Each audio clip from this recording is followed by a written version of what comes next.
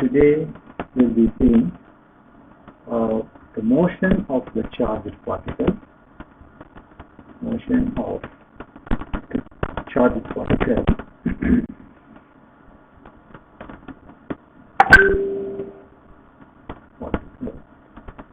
in electric and magnetic. Both fields are present, and that's what is the first topic will be doing. Okay. Then under that we have two topics that we will be learning. After that we will see magnetic field, the second topic. So far we are seeing what is the effect, okay, on the charged particle or electron, whatever. Here the next topic would be magnetic field. That means the field generated due to current. This is what I was mentioning in the first class, right? So this is where you will have something called Biot-Savart law, application of Biot-Savart law. Are you sharing your screen? Okay. No, I'm not sharing. I forgot. Actually,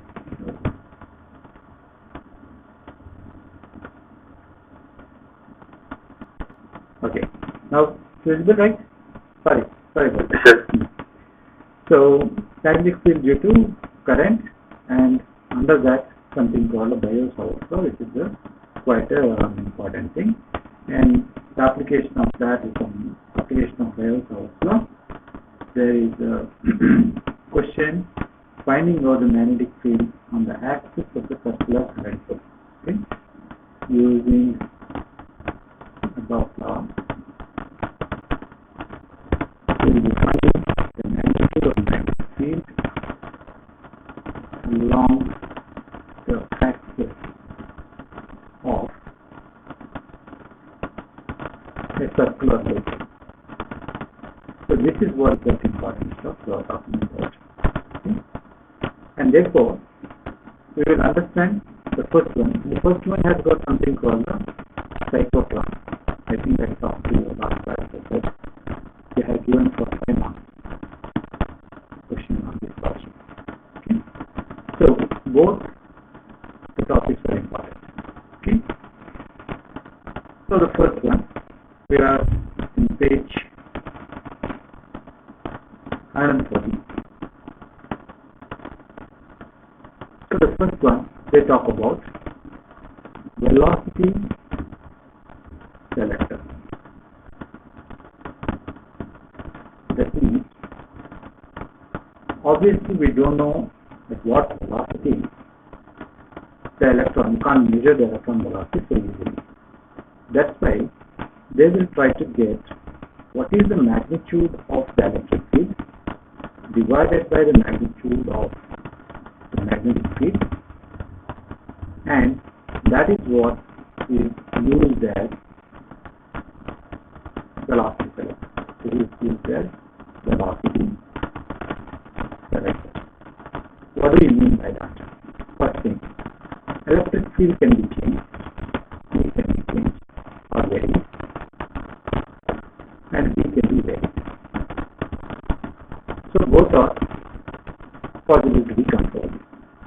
So by varying these two, you will get some number, and that number is an appropriate number for something to happen. We will talk about that. Okay? So what is velocity selector? The concept is the charged particle,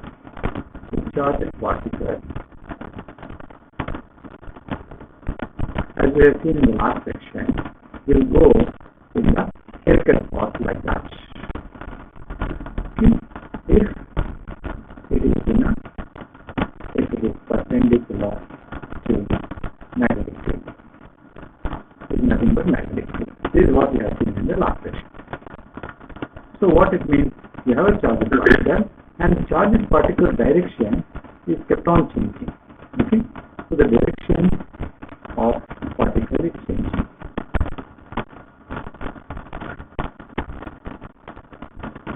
And if you put, for example, if you apply electric field, obviously, right? So electric field is going this way, for example, direction is this. Then you have a charged particle, and there will be a repulsion or attraction, isn't it? Repulsion or attraction force. Okay. Therefore, what happens is the particle gets deflected. Gets deflected in the presence of both in presence of E and B. So if I make sure that this is not deflected, and then the charged particle keeps moving only in one direction, whatever is the direction.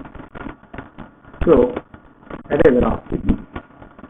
So this will happen only when if E equal to magnitude of E divided by magnitude of E. So this is the concept. If you understand this concept, that means the particle goes without any deviation, no deviation. Okay?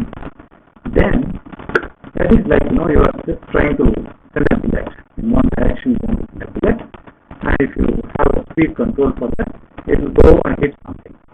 That's what the purpose of actually this charged particle to be going undeviated.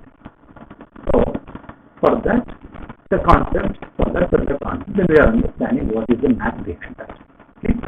So the math behind that is the force acting. This is the orange force we talked about, right? Force. This is the orange force acting on the charged particle. Force on charged particle is both due to electric field as well as magnetic field. Here, there are some assumptions to be considered. Okay? So this force is obviously a vector. This force is a vector. Okay? So this will be the vector combination of Fe and Fe. So we have already seen that this is nothing but QE, that is this part, plus Q into velocity cross this is the vector, this is the vector. So whenever we have a cross product of two vectors, I was telling you the other day, if this is B and this is V bar velocity, like a drift velocity, electron is moving, and this is 90 degrees. The cross product of these two will be either this way or this way, which means this is perpendicular to both. So the result is perpendicular to both. Okay? So this is what is the FB. This is the FE. Now, what he is trying to say is that let us assume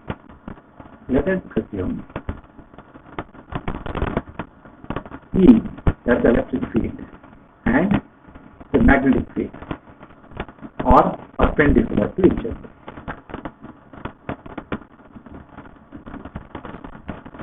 So here we have given this V bar this way. Then if you look at the picture, X direction, he has written V bar. That's the velocity. Okay? And then upward he marked as a E. Okay? So he has marked this side as a B. So this is 90 degrees and this also is 90 degrees between E and B. Also is 90 degrees. 90 degrees, this is also 90 degrees. So we assume this. So in the vectors, when we come to vectors, we'll be dealing with this again. So we consider on the x-axis side the vector, which is called a unit vector. Unit vector, meaning that magnitude is 1. I cap is mentioned here, I cap. This is j cap and this is k cap. Also, this is that we will learn in math. Okay, this is the vector. So if all these three are perpendicular to each other, they are along the coordinate axis. So I cross j, I cap cross j cap, that means you are going this way. Okay, will be k. same way, you will have J cap cross. So in the same order, you will get the answer will be I cap. And K cap cross I cap, you will have the answer as J cap. The result is like that. So this is a very important thing. It will be used many places actually. So cross product of these two is the third one, but in the order. The order is like that, cyclic order. Okay. So you are taken, if I say this is I, this is J, this is K. If you take I and J cross, you will get K. Then you may ask, so what if I take J and I? I change the order, J cross I. You change the order, then you will get minus K. Understood? This is the fixed order, and if you change the order, you will get the minus K. That is all the thing. Now, here we are talking about, so we consider E to be along J direction. Okay.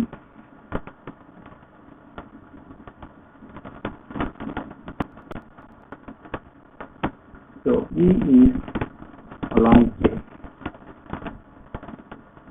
Therefore, we will consider E bar as having a magnitude B and then along J. Therefore, it is the J cap. B will be similarly, let us consider this across K. So this is two perpendicular. So this is a B and this is B. E is J direction, this is K direction. Okay. So you will have B and K cap. Obviously the velocity vector B would be, it's going forward. So the magnitude B, this is B, magnitude I cap. So this is what is translated from here. This is what is the concept we are using here. See? So we apply these things into the concept saying Fe is equal to, we have this as QE, this is vector, that's equal to Q, E we substitute this, that means E magnitude and J cap. So this bracket one is a number. So FB bar would be, we said cross product of V and B. Cross product of V and B. Q multiplied by cross product of V and B. So we substitute this. V is nothing but V I cross, I cap cross. B is nothing but B to K cap. So these are the numbers, that's why these two will come out. So you will have Q, V, B, the numbers will come out, and you will have I cross I cap cross K cap. So now look at here. If it is K cross K cap cross I cap, we will get J cap. But this is the reverse. So we will get minus. So we will get minus Q, V, B, J cap. Okay. So now we will be adding Fe and Fe. Therefore, the Lorentz force F is equal to vector sum of Fe plus Fe. So this is nothing but Q, V, J cap minus, this minus is coming because of that, Q, V, B, J cap. So this is what we have got as a resultant. So if I take Q and J as common, or Q takes common, we have E minus EV J cap. So this is what is the Lorentz force. So what this indicates is that along the J direction, this will be moving, the force will be moving. Okay. So the electric and magnetic forces, this negative sign indicates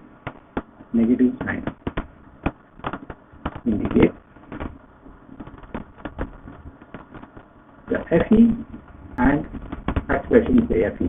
I should say electric and magnetic forces, electric and magnetic forces are in opposite direction to each other. the minus indicates that. See, this is also vector concept. For example, you have a vector A and you got a B vector. So if A bar is equal to minus B bar, that means you have A bar like this and B bar like this. Okay, when you reverse it, this becomes minus B bar. It was original direction, you change this direction, it becomes minus. So in this case, these are already minus, that means they are in opposite direction. Okay? So, because they are in opposite direction, that means B is going this side, or actually the B. This is B is going this side, and B, the force due to this one is FE, and then FB is going this side. So both are pulling in opposite direction. So, for the particle not to get deviated, you should have E minus dB to be 0. Then, particle do not deviate. So, using this condition, we get V is equal to V by V.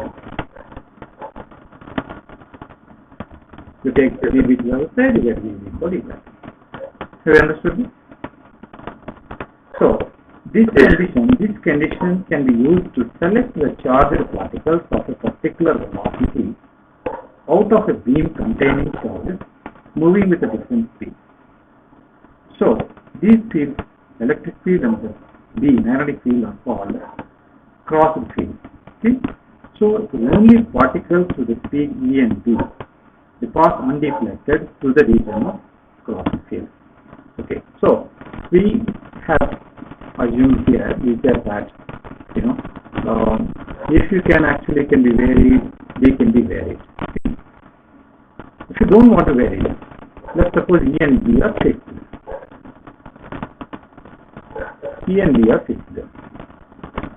This is what, in case of variation, that's what I mentioned. If E and B are fixed, and there are so many particles going, and you want to send only some of these particles between the E and B. So we will be selecting those particles whose E by B or whose velocity is same as 1. Okay? That way also you can view this. This principle is employed in the mass spectrometer, a device that separates charged particles, which are ions, according to their charge to mass ratio. Okay, that is the application of this principle. Done? Okay. The next part is the cyclotron.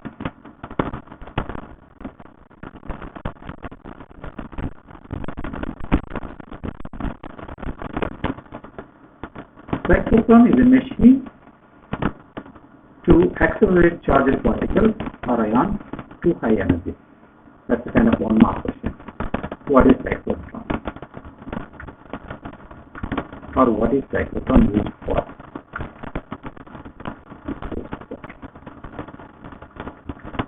So it is used, the machine, to accelerate charged particles. Why we need this charged particles? So most of these experiments atomic physics do is, so for example, an atom. And the atom is to be bombarded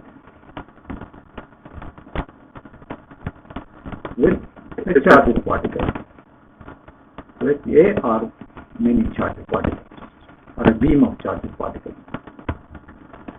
So why they do that? When they do that, they will be actually going fast and hitting the neutrons, for example, neutrons, and one neutron can come out. So whatever are the studies they want to do inside the atom, they need highly accelerated charged particles to come at a higher speed and hit the atom. Okay, those things are called particle accelerators. Okay, and if you see the next page, there are particle accelerators, many of the laboratories in India also, and if you heard about that, 7 laboratories in Europe, okay, which found out a few years back, they talked about the boson particle, which is inside atom. Okay. So they use this particle accelerator. Okay. So now the cyclotron will allow you to get whatever is the speed or acceleration required for the charging particle. That is the story behind it. So if you go through that, it uses both electric and magnetic field in combination to increase the energy of the charging particles. So this is one point, and cyclotron uses electric field and magnetic field to increase energy. What energy they can increase? Obviously kinetic energy, right? Yeah. If you want to increase kinetic energy, you need to increase the velocity. That's why, so the kinetic energy will be increased because you don't want to be changing the mass of the particle, and so the speed, velocity, if you keep on increasing the velocity, automatically there's an acceleration. Okay? So, increase the energy of the charged particles, but the fields are perpendicular to each other. We already said the concept saying if the electric field and magnetic field are perpendicular to each other, which are called the cross fields, magnetic and electric field. Cyclotron uses the fact that the frequency of revolution of the charged particle, because in the last section we said there is only magnetic field, and we found out the derivation that the frequency, angular frequency is 2 pi f, and f is equal to q into d by f. So it depends on the charge as well as the mass and the magnetic field, but not the frequency of revolution is independent of its energy. So the concept what we are using here is frequency of revolution of charged particles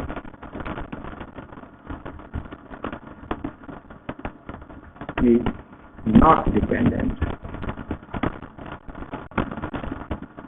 on the energy. What that means? If the energy is increased by the cyclotron, frequency is not changed. Understood it? That's what he is trying to say. So the frequency is not changed. What will happen? The particles move most of the time inside two semicircular disc-like metals. Look at the picture 4.8 on 141 page. Okay, you will see there are two types of, like this you see on the next page. So this is like, you have like that.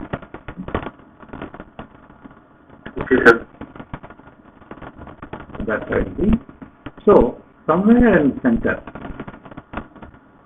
they got a point P. At that point P, the particle, whichever is the positive or charged particle, that is generated and it starts moving. So when it starts moving, they apply the magnetic field. So if you look at the picture, the magnetic field, he has put a lot of dots, isn't it? You see the dot, so many dots were there in that picture. Okay. Previously, when we learned the cross thing that, and I said the magnetic field is going into the page. That's why they show the tail of it. This is like arrow tail. Okay, this is arrow tail, and this is the arrow tail. Okay?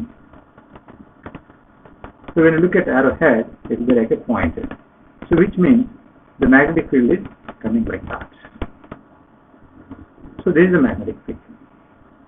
So he first applies the magnetic field, and then this particle will start moving in a circular fashion. Understood, right? This keeps on moving in a spiral. That's what we said, helical path. Okay? So, in order to increase, in the previous case we have drawn the picture saying that the charged particle starts and then keeps going like that. Here, the radius of this spiral is fixed. There is no change in the radius. The radius is fixed. Here, if it is a spiral, the radius has to be increased, isn't it? Yes, sir. Radius has to be gradually increasing. So, that is the job of the electric field. So, as you keep on, if the electron or the charged particle is in this side, electric field is different. In this disk, electric field is different. So, the field direction is changing in both the disks. This is disk 1, this is disk 2 or disk 1, disk 2, and this is disk 1. So, if you look at that now, the concept, the particles move most of the time inside two disks, like D1 and D2. These are called disks, as you just like metal. So, inside the metal box, the particle is shielded and is not acted on by the electric field. What it means, as long as this fellow is inside, okay, let's suppose this is my sheet and the electron is here. This is shielded. That means electric field cannot enter. But then it comes moving and it comes, this is empty space, right? This space. At these spaces, it undergoes this space. It undergoes, or it gets subjected to the electric field. So every time the particle moves from one bead to another, it is acted upon by the electric field. The sign of the electric field is changed alternately in tune with the circular motion of the particle. So the field direction is changing. So this ensures that the particle is always accelerated by the electric field. So the key thing you need to write down is accelerated by electric field. The particle is accelerated by the electric field. So each time the acceleration increases, the energy of the particle. So each time the acceleration increases, the energy of the particle. Acceleration is kept on increasing. And therefore the radius of the circular path increases. So the path is a spiral one. That is how we move from here to spiral. This is spiral. Okay, this is the helical. Helical means no change in the radius. Clear? So this is what is, when I ask the principle of cyclotron, what happens inside cyclotron? So whatever we talked about, right? This is the principle. Principle of cyclotron. So start with saying cyclotron, it is used to accelerate charged particles. And we come back and we said yes, accelerated. Okay, they are accelerated. After they got accelerated, right? How they will be used to bombard, we will see later. So the particle starts from here and then it is moving in the magnetic field in a helical path. So the magnetic field just makes sure that it goes into this path. But then once it comes out of D, it is subjected to the electric field. The particle is subjected to the electric field in both places, alternate changing direction, and that's why, see, in this side it has to go right to left. Understood, right? Here it has to go left to right, the particle. That is why the direction of electric field is different. So electric field is changed so that the particle is accelerated by the electric field. That's what the principle. Okay. Now, next part is, what is the velocity or what is the frequency, cyclotron frequency? Calculate the cyclotron frequency, or how do we calculate the cyclotron frequency? So that is the next section he is talking. Next part in this itself, page number 1. So the whole assembly is evacuated to minimize collisions between the ions and air molecules. So of course this comes in a like a 1 mark question. This whole assembly, this entire cyclotron is evacuated. That means you make sure it's a vacuum. Why? Because if there is an air here, they hit, the charged particles hit the air and they will ionize the air. So we do not want air to be ionized. what is the meaning of air to be ionized? See, in case of lightning, right? Air gets ionized and you see big lightning. That means and has a lot of electric field generated due to the lightning. So we do not want the air to be ionized. That's why it is deactivated. A high frequency alternating voltage is applied to the D. So high voltage, that means AC alternating current. Okay. High frequency, here it is high frequency alternating voltage applied to the, so high frequency voltage is applied. So we will talk about the AC currents and all the things in the subsequent chapters. So assume that it is something like sinusoidal, the voltage is like that. Okay.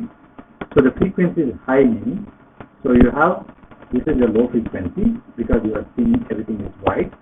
Here this is a high frequency. So a high frequency voltage is applied to the DC. So the positive ions are positively charged particles, photons are released at the center. Here positively charged particles, photons are released at the center P. They move in a semicircular path in one of the D's and arrive in the gap between the D's in a time interval T by. So for the entire one full circle, they take one time period. So in one D, charged particle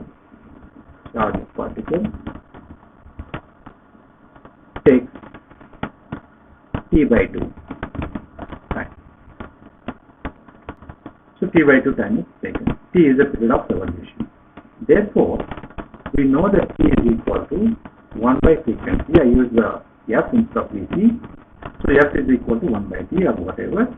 So we are substituting the frequency, that is nothing but 1 by 2B divided by 2 pi M. The last class we derived this. So that becomes 2 pi M divided by 2B. So this is T. So this frequency is called the cyclotron frequency for the reasons what it is. So the derivation, if you have F is equal to 2B divided by 2 pi M, is called the cyclotron. We didn't derive anything today. The derivation is done last class. So the frequency BA of the applied voltage, now we talked about here, we said high frequency. Let's call this frequency, okay, frequency of the voltage, FE or FA. Textbook uses EA, okay, that's something like this. I am using FA, okay. So you have FA is adjusted so that the polarity of these is reversed at the same time. So the control is FA, that is the frequency of the voltage, is changed, is adjusted. Control is FA changing, so we call it FA, is FA changing.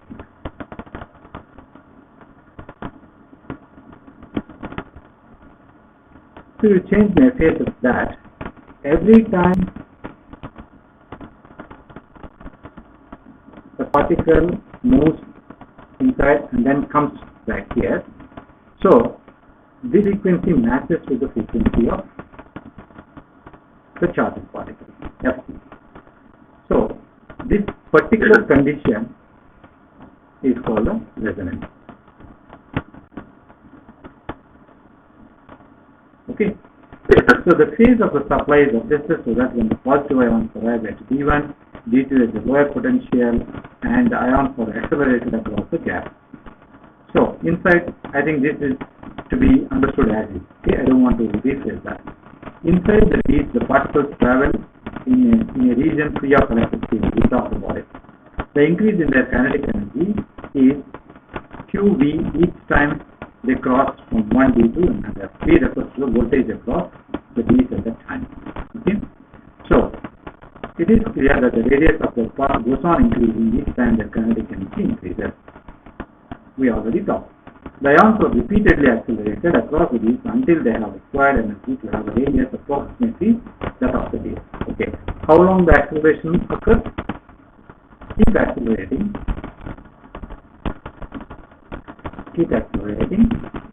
till the radius of the spiral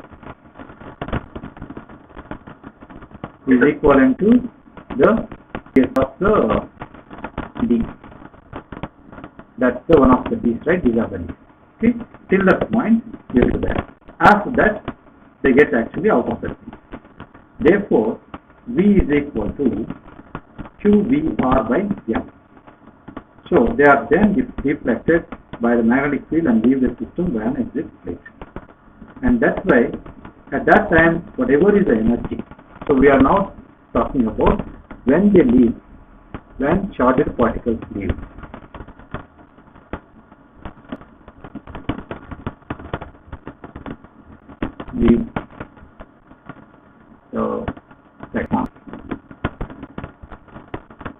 So their energy, kinetic energy, half mv square is equal to q square d square r square divided by 2m. So this 2 is this 2. Okay. You got m square when you did the square. So we are already having actually m square here and then m there. Okay. So because it's a qb by m, right? So that's how you get into q square d square r square m. This is what the kinetic energy. Okay. So the operation of the cyclotron is based on the fact that the time for one revolution is independent of the speed of radius of its orbit. So that's all is the thing. It is also used to implant ions into solids and modify their properties. These are uses of cyclotron, or even synthesize new materials. It is used in the hospitals to produce radioactive substances which can be used in the diagnosis aspect. Okay. So this is the condition what we said, that kinetic energy is what done. So the first part, the motion of the charged particle in combined electric and magnetic field. This is what we have completed. Any questions? Because we are going to the other topic, what is the effect of, or how do we get the magnetic field due to a current carrying conductor? That's what we will be talking about. Okay? Any questions?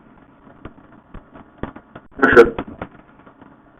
So, next page, we better take the next page. We talk here is magnetic field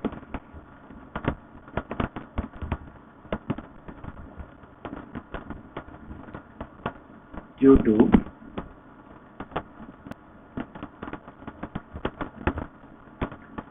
a current element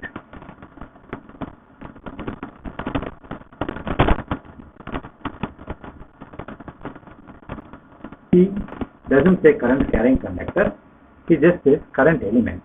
That means it's a part of that total conductor. All magnetic fields due to the current are moving charges. Okay, so this is a concept. If at all there is a magnetic field, so the magnetic field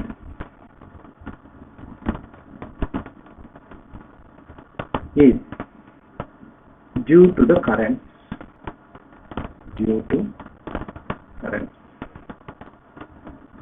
in other words, moving charges. This is like universal charges. All magnetic fields that we know are due to the currents of the moving charges and due to the intrinsic magnetic moments of the particles. This is one, and due to intrinsic magnetic moments of the particles. What do you mean by magnetic moments of the of particles, right? So each may have a dipole moments we call it, tiny dipoles, plus minus things that happen. We talked in the very first chapter, right? If there is some class and there is minus, equal and opposite charges forms a dipole on it. This is called the intrinsic magnetic moments of the particles. So if they are moving, these charges are moving, due to that you will have the magnetic field. So the magnetic field is there as long as the charges are moving. That's what the first thing. So what we are now trying to see is the relation between this current. So we said this is a current. It is due to this current, and we said this is magnetic field. So there is I and there is D. When I increases, there is a D increases. And what happens to the direction also? That means when I change the direction, the magnetic field also will change the direction or not. Okay? So these things are provided, the effect or the relation, okay? The relation between these two is provided by Biot-Savart.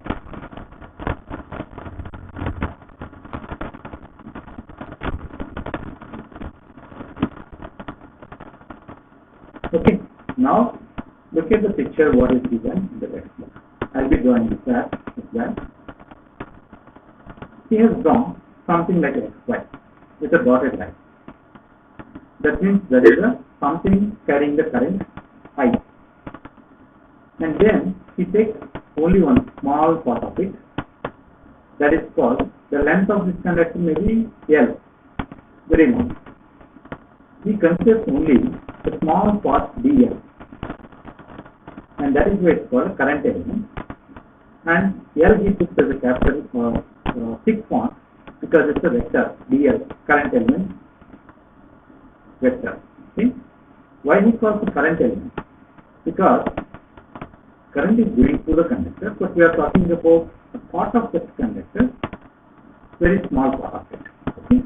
That's why he says the picture shows finite length conductor is Y, and let's assume that it is carrying a current I.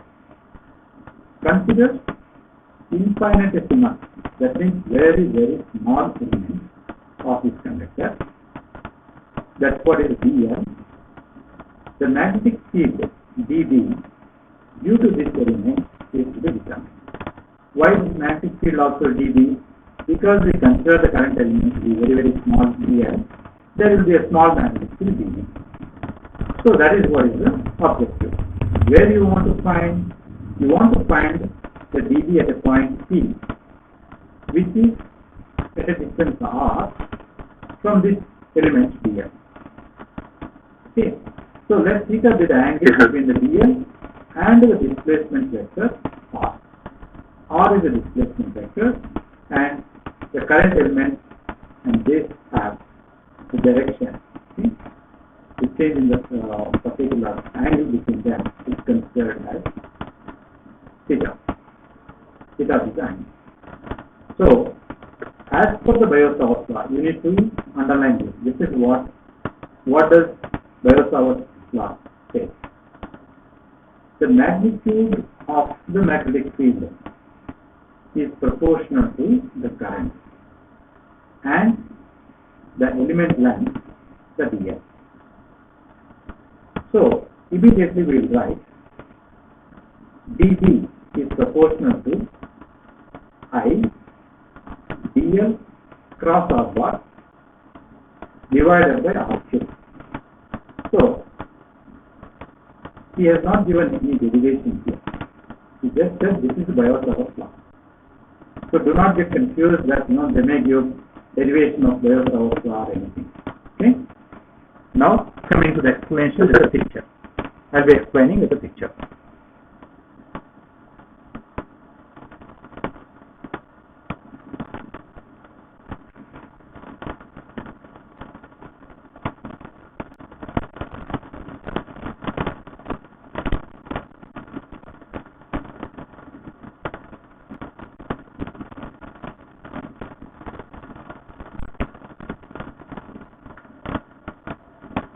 So this is the conductor, and the current going through is I. We are considering element. This is a small element, and this length we consider to be dl. So we call this as dl bar because the conductor can be changing. The conductor is changing here. We don't want to give the vector into I. Instead of considering I as a vector, we are considering L to be a vector. Okay. We want to talk about at a point P. This is the point P. What is the magnitude of dB? This is a small part of this due to this. Okay. So we are assuming that the line joining this and this, this is at a distance of. Okay. In other words, you have this as R bar. Okay. So you have this R bar, dB is given by. So this is the picture.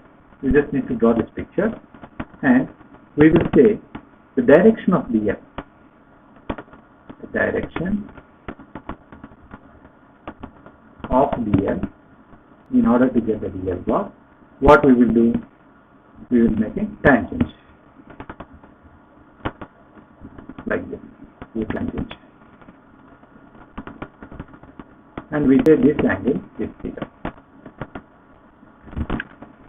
So the Biot-Savart law says the dB bar is proportional to magnitude. You can even just write this proportionality. If they ask what is state the Biot-Savart law, explain this with a picture and then write this expression, you will get a mark. I and then dl cross R bar. R is this, R bar is its vector direction. So basically he is looking at dl vector is this way. This is the dl vector.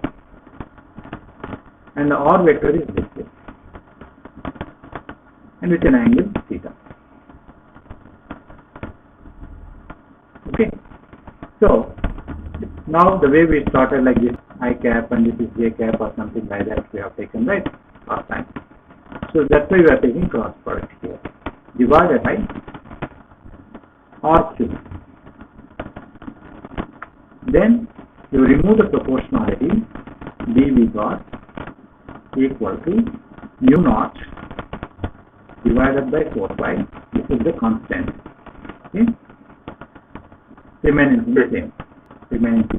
I dl bar cross this one divided by naught. This is for the Biot-Savart statement. Okay. So mu naught by 4 pi is the constant of proportionality. The above expression follows when the medium is vacuum. So let us read this one more time backwards. The magnitude of the magnetic field dB is proportional to current I, the element length dl, and inversely proportional to the square of distance r. So if you see the expression, you are saying R cube. If you write the statement, the magnitude dB is proportional to I, is proportional to dl, magnitude is proportional to 1 by r square. This is not vector, okay? This is magnitude only. This is in a scalar form. Any confusion? Understood? In the scalar form. This is the vector form of Biot-Savart.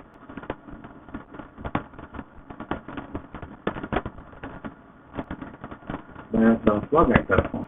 Biot-Savart law scalar form. So that is 2 mark question to make it. So just down below, he gives the magnitude of this field. It's a proportional, but if you want this as the magnitude of the field, look at the 4.11 d.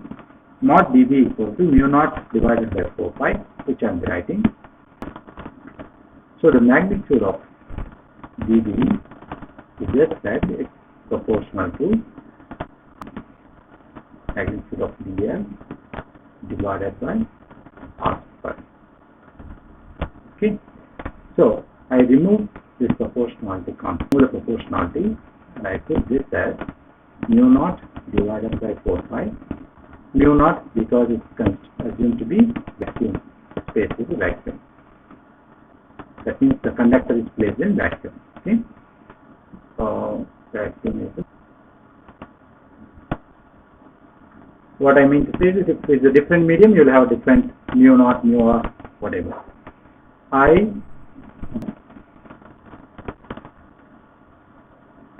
sin theta, I dl sin theta. So the sin theta is the extra thing that has come, divided by r square. Okay, so this is what is in a scale form.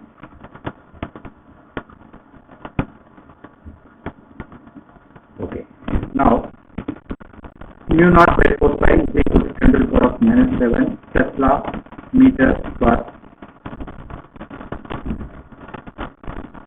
ampere. Okay, so we call mu naught the permeability of free space.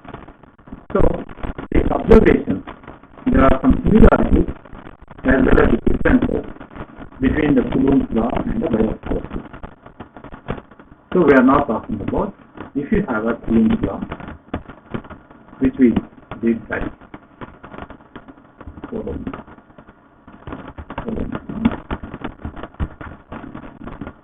and Bayes law.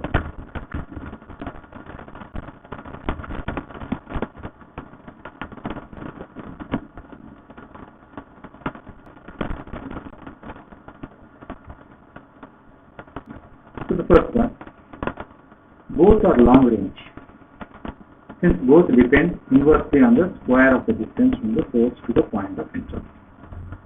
So this is a long range,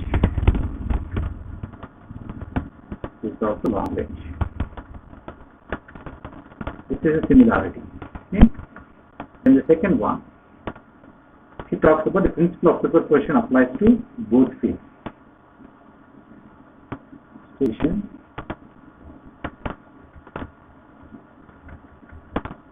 apply. Okay, here also.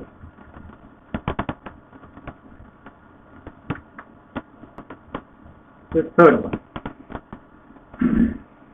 the electrostatic field is produced by a scalar force, namely electric charge. The magnetic field is produced by a vector force, radius. Okay. Here, in the Coulomb's law, we did that F is equal to Q1, Q2, whatever, right? The source Q is scalar. Here, the source of the field, source for the field, that means field source. That means who created the field. Here, the source field is not just current and dl long. That means it is a vector. This one is a scalar. Okay, that's what is the difference between them. Then electrostatic field is along the displacement vector joining the source and the field point. The magnetic field is perpendicular to the plane. Okay, so is the field you have, the electrostatic field.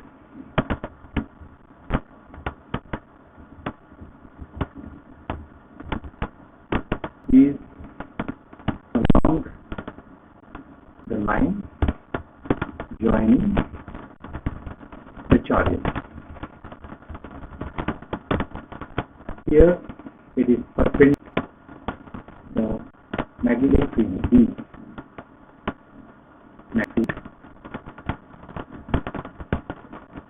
is perpendicular to this df. Okay, the vector is there, it is perpendicular to that. The last is there is an angle dependence in Bayes law.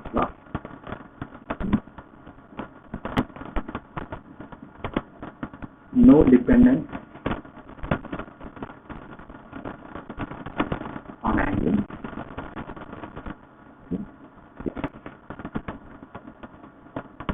depends on theta. Depends on theta, which is the angle between the r vector and the dl vector. Okay, that's whatever file is. Condensed limit 4 I have developed as a type. One more. Okay, so these are the similarities and differences. You will not be asked in most of the time, but in case in your examination in your college, if they ask, it is very easy.